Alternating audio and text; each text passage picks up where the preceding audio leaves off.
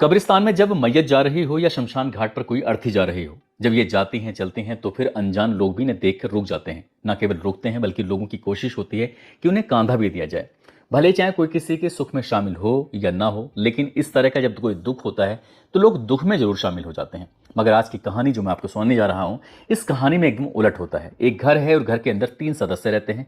3 में से एक सदस्य की मौत हो जाती है।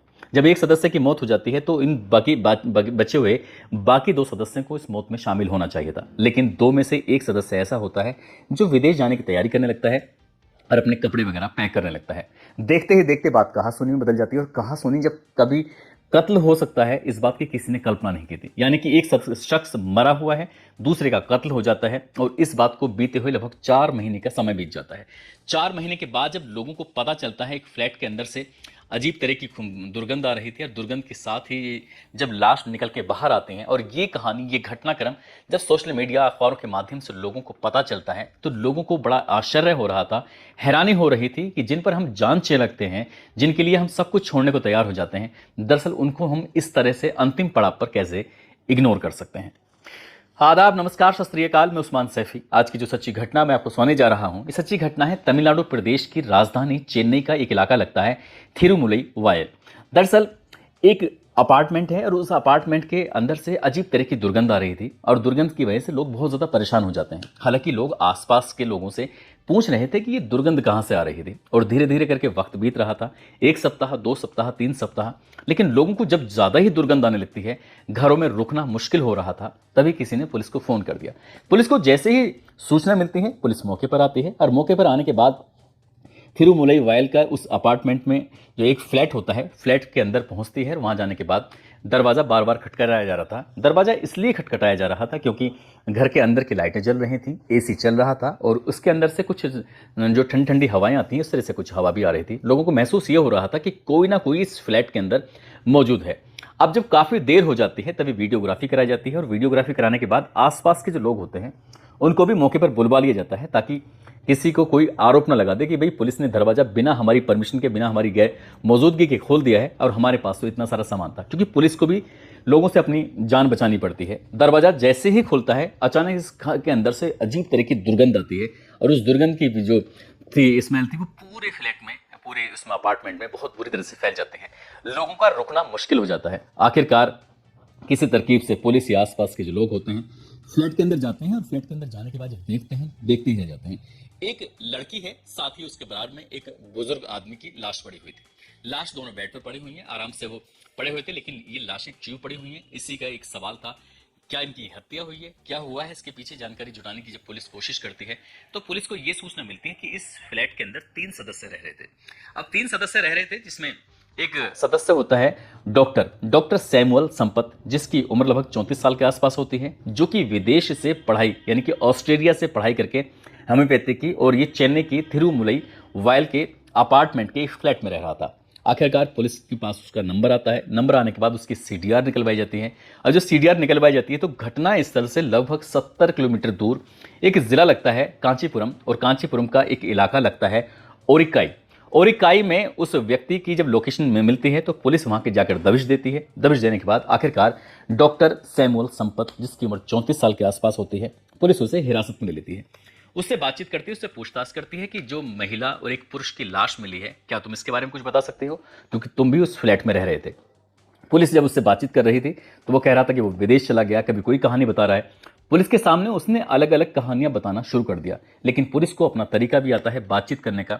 आखिरकार पुलिस उससे जब बातचीत करती है तो बातचीत करने के बाद कुछ ऐसी जानकारी मिलती है जिसको सुनने के बाद पुलिस वालों के भी रोंगटे खड़े हो जाते हैं। दरअसल कहानी शुरू होती है कि सिंथिया नाम की एक महिला से, जिसकी उम्र लगभग 37 साल के आसपास होती है। और सिंथिया नाम की वो महिला अच्छी पढ़ी लिखी होती है, लेकिन पति से उसका अक्सर विवाद रहता था। विवाद के रहते रहते अब उन दोनों पति और पत्नी ने अलग रहने का फैसला कर लिया।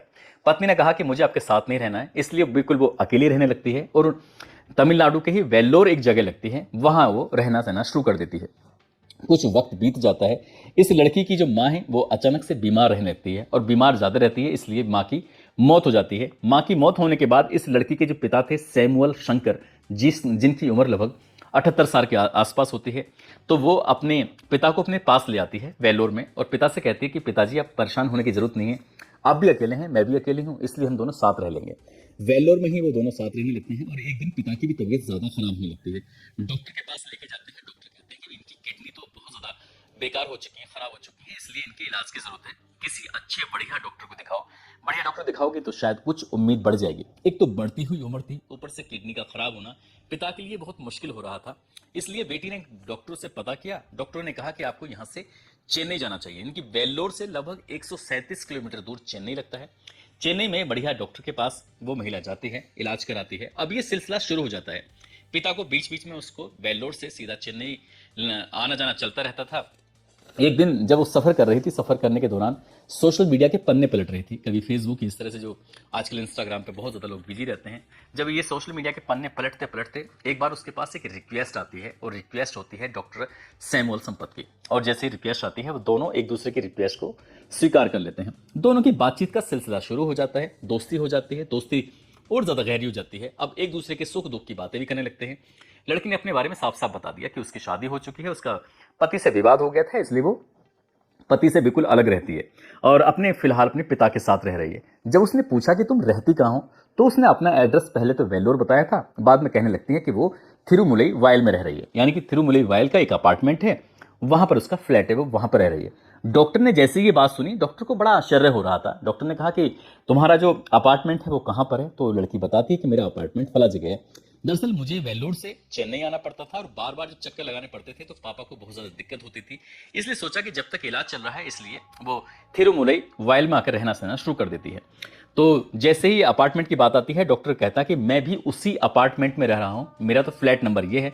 अब दोनों एक दूसरे के फ्लैट के बारे में बात करते हैं। ये बड़ी ही इत्तेफाक की बात थी कि दोनों सोशल मीडिया से एक दूसरे से मिलते हैं, लेकिन एक ही फ्लैट के अंदर। अक्सर शहरों में होता क्या है कि भले ही चाहे एक ही फ्लैट के अंदर रह रहे हैं, आमने सामने फ्लैट है, लेकिन लोग एक दूसरे को पहचान नहीं पाते, जान नहीं पाते कि सामने वाले फ्लैट में कौन है, बराबर वाले में कौन है, या फिर इस वाले फ्लैट में कौन है, या पीछे वाले फ्लैट में कौन है। तो इसलिए अनजान ही बनकर उसमें रहते हैं। जब लड़का और लड़की, इनकी उस लड़की की डॉक्टर साहब से लगातार बातचीत चल रही थी, डॉक्टर साहब ने अपना पता बताया। उसने कहा तो मैं तो यहाँ बिल्कुल अकेले रहता हूँ, वैसे तो कांचीपुरम का रहने वाला हूँ, विदेश में पढ़ाई की है और होम्योपैथी का डॉक्टर हूँ। लड़की कहती है अगर तुम्हें कोई एतराज ना हो तो हम तीनों मिलकर साथ रह सकते हैं। डॉक्टर को ये बात बहुत ज़्यादा पसंद आती है। दोस्ती प्यार में बदल ही चुकी थी, दोनों आपस में साथ साथ रहने लगते हैं और लड़की के पिता को इस बात से कोई एतराज नहीं था, कुछ नहीं था। अब देखते ही देखते उसका इलाज है, हालांकि उसके पिता का बाहर चल ही रहा था, लेकिन बीच बीच में डॉक्टर साहब भी उस लड़की के पिता का इलाज करना शुरू कर देते हैं, देखने लगते हैं। अब क्योंकि घर के डॉक्टर हो चुके हैं, ये दोनों प्रेमी प्रेमिका अपने साथ साथ रह रहे थे, इलाज भी कर रहे थे, लेकिन एक दिन तबीयत ज्यादा बिगड़ जाती है। ये सितंबर 2024 से साथ रहना शुरू कर देते हैं। लगभग 1 महीने तक ही साथ रहे थे और जैसे ही अक्टूबर की शुरुआत की ये दौर चल रही थी, तभी इस लड़की के पिता की जब तबीयत ज्यादा खराब होने लगती है, सैमुअल शंकर की 78 साल की उनकी उम्र होती है, अचानक ही उनकी मौत हो जाती है। मौत के बाद अब इनकी जो भी क्रियाक्रम करना था, जो भी आगे की एक औपचारिकताएं होती हैं किसी की लाश, जैसे मुसलमानों में कफन दफन होता है और हिंदुओं में शमशान घाट पर अंतिम संस्कार किया जाता है, ऐसे इनका भी अंतिम संस्कार वगैरह होना था।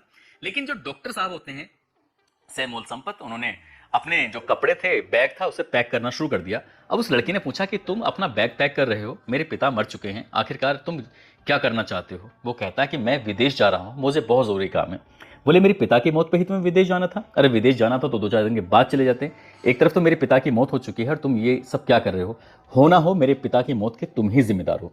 बात यहां तक पहुंच जाती है, उस लड़की ने अपने पिता की मौत के लिए डॉक्टर साहब को ही जिम्मेदार ठहराना शुरू कर दिया। उन दोनों में कहासुनी शुरू हो जाती है। कहासुनी हाथापाई में बदल जाती है और हाथापाई का एक बड़ा रूप ले लेगी, किसी ने सोचा भी नहीं था। दरअसल डॉक्टर साहब ने उस लड़की सिंथिया को जब जोड़ का धक्का मारा तो उसका सर जाकर दीवार में लग जाता है और दीवार के सहारे वो लड़की ऐसे ही गिर जाती है।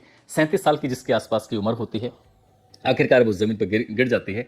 डॉक्टर साहब ने अपना बैग पूरी तरह से पैक किया और जब घर से निकलने ही वाले थे तो उन्होंने देखा उसको हिलाकर कि आखिरकार ये कोई मूवमेंट नहीं कर रही है, जैसे शुरुआत में गिरी थी वैसे ही गिरी हुई है। देखते क्या है कि वो लड़की मर चुकी थी। अब लड़की मर चुकी है, उसके पिता पहले ही मर चुके हैं। डॉक्टर साहब के जो रोंगटे थे खड़े हो जाते हैं, पैरों तले जमीन खिसक जाती है, सोचने पर मजबूर हो जाते हैं आखिरकार करूं तो क्या करूं। तभी उनके दिमाग में ख्याल आता है कि क्यों ना इनकी लाशों पर कुछ ऐसा केमिकल छिड़का जाए जिससे क्या अब लोगों को अचानक से एकदम से बदबू ना आए, दुर्गंध ना आए। तो इसलिए उन्होंने कुछ केमिकल का इंतजाम किया और केमिकल का इंतजाम करने के बाद उनकी लाशों पर वो लगाया और लगाने के बाद यहाँ से घर का जो एसी था वो एकदम अच्छी खासी मात्रा में चालू किया, जिससे कि घर बहुत ज़्यादा ठंडा रहे और घर में एकदम से दुर्गंध ना आए। इसी तरह से अक्टूबर का महीना निकल जाता है, नवंबर का महीना निकल जाता है, दिसंबर का महीना निकल जाता है और जनवरी भी पूरा चला जाता है।